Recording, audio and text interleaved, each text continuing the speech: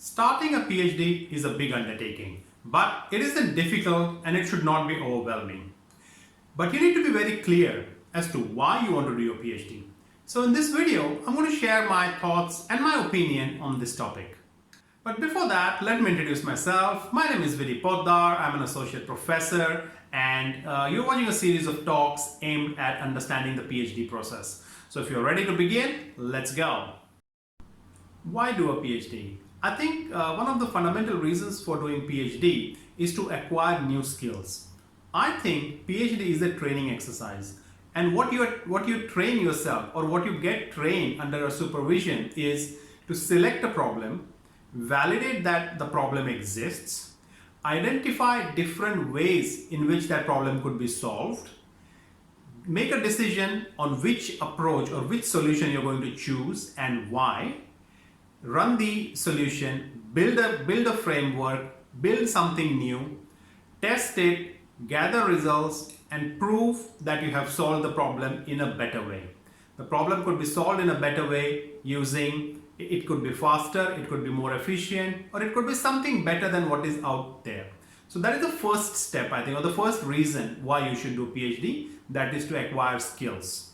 And these skills that you acquire are problem-solving skills, and they are very useful in the real-world industry. So once you graduate, once you complete your PhD, if you decide to work in industry, not in academia, it is a good skill to have. Employers want people with such skills who can identify problems and solve them themselves. So it's a very useful skill, and it increases your employability.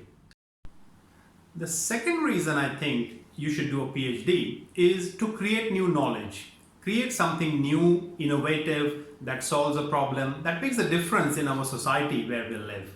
And you have sufficient time. 3 or 4 years of your life is a lot of time that you're going to spend. So spend it wisely, create something unique, create something useful for people around you.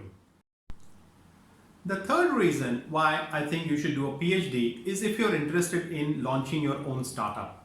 As part of your PhD, you create something unique, something innovative, something that does not exist now. And that creation has a good potential to be launched as a startup and commercialize your research.